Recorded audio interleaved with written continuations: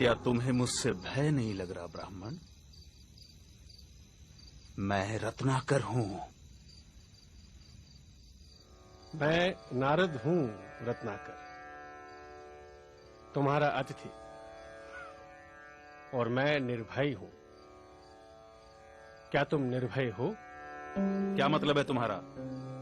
न मुझे प्राणों का भय है, न असफलता का, न कल का, न कलंक का। और कोई भय है जो तुम जानते हो? अब तुम बताओ,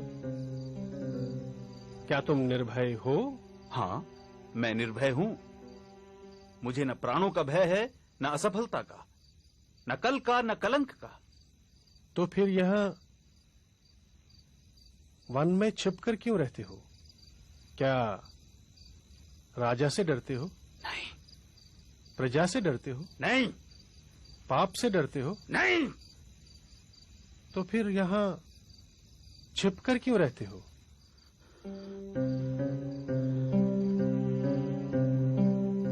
उत्तर मैं देता हूं। पाप करते हो और पाप से डरते हो।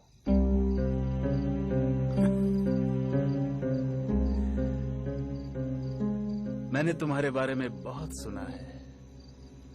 देवताओं के कवि, तुम मुझे फुसला नहीं सकते।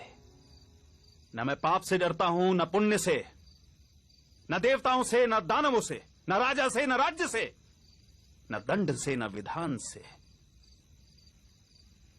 मैंने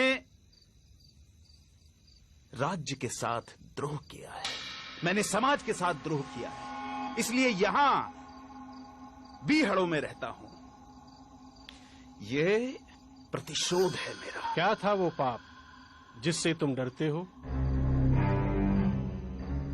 मुझे इतना मत उकसाओ कि मैं तुम्हारी हत्या कर दूं।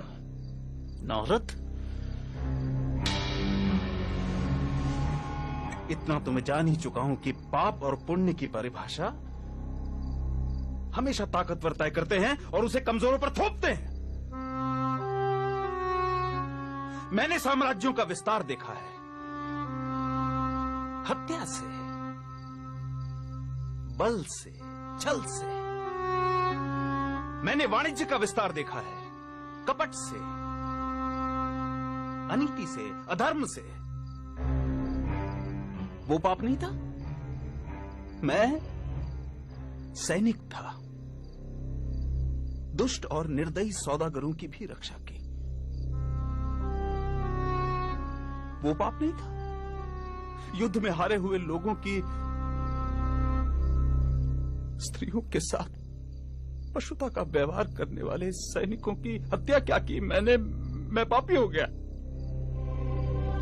राजा, सेना और सेनापति का अपराधी हो गया मैं।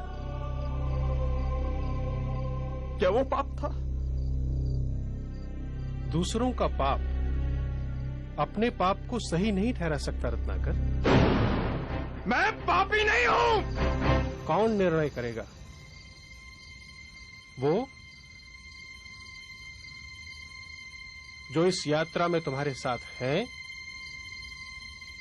या नहीं है? क्या तुम्हारी पत्नी, तुम्हारा पुत्र इस पाप में तुम्हारे साथ है? हाँ, वो क्यों नहीं साथ होंगे? मैं जो ये सब करता हूं उनके सुख के लिए तो करता हूं। तो जो तुम्हारे साथ हैं उन्हीं को निर्णायक बनाते हैं। जाओ, अपनी पत्नी से, अपने पुत्र से, अपने पिता से, अपने निकट संबंधियों से पूछ कर आओ, जो तुम कर रहे हो क्या वो पाप नहीं है? और क्या वो सब इस पाप में तुम्हारे साथ हैं, इस पाप के भागीदार हैं? सरदार, ये ब्राह्मण बहुत बोलता है, इसे मार दे।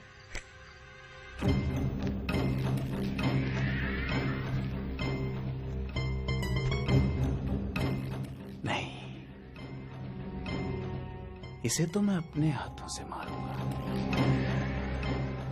परंतु पहले इसके प्रश्नों के उत्तर तो दे दूं।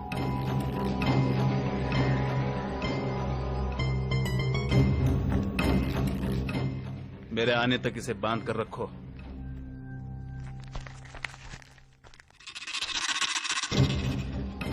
कड़ी नजर रखना इस पर।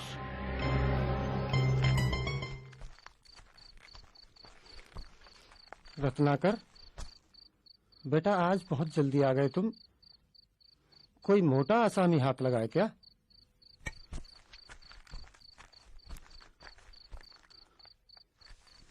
क्या बात है स्वामी, आज आप प्रसन्न दिखाई नहीं दे रहे? मैं जो कर रहा हूं क्या वो पाप है? ये तू कैसी बहकी बहकी बातें कर रहा है आज? तूने ज्यादा पी ली है क्या? क्या तुम मेरे पाप में भागीदार हो? ये तू क्या पूछ रहा है? क्या तुम मेरे पाप में भागीदार हो? नहीं स्वामी, मैंने आपके सुख में दुख में साथ देने की कसम खाई है, आपके पाप में भागीदार होने की नहीं।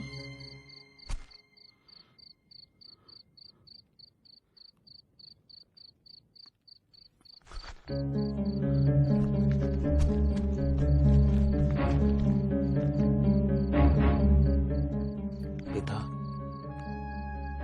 आप?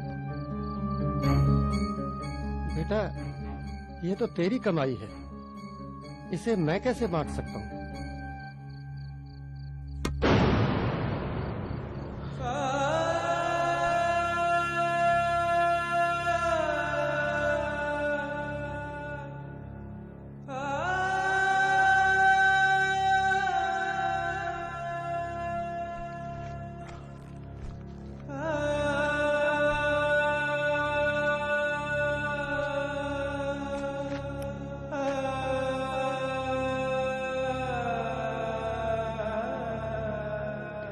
आपका पथ शुभ हो स्वामी।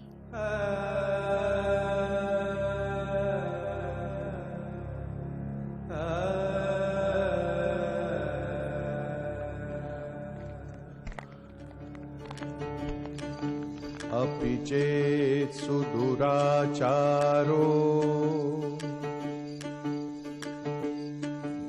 भजते मामनन्यभाक् साधुरेव समन्तव्यः सम्यक् व्यवसितो हि सः।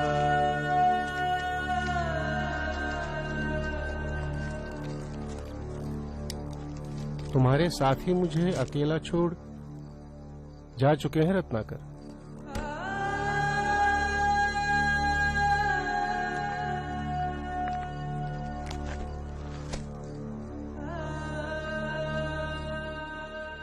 क्षमा देवर्षि, क्षमा। अब तो मैं भी अकेला ही हूं।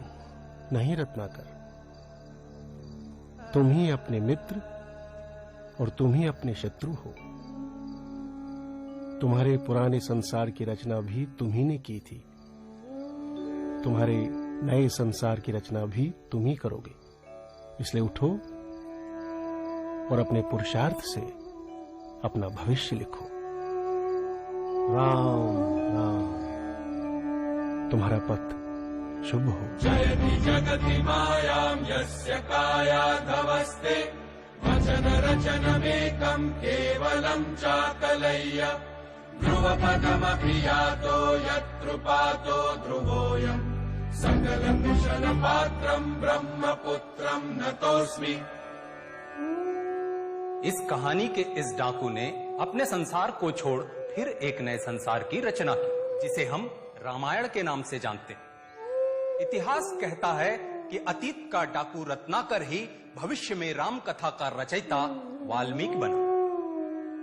ठीक कहा था देवर्षि नारद ने, असीम संभावनाओं का स्वामी मनुष्य काश खुद को पहचान पाता।